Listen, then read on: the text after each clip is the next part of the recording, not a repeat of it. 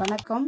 நம்ம இப்போ எப்படி காபா ரைஸ் குக் பண்ணுறதுன்னு பார்க்க போகிறோம். குக்கரில் ஓவர் நைட் ஊற வச்ச காபா ரைஸு 1 டம்ளர், அதுக்கு 1:4 வந்து தண்ணி ஊற்றணும்.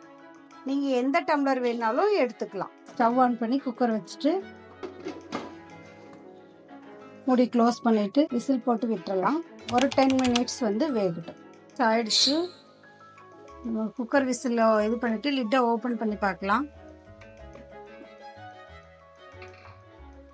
இதை ஓப்பன் பண்ணி பார்க்கும்போது தண்ணி கொஞ்சம் இருக்குது.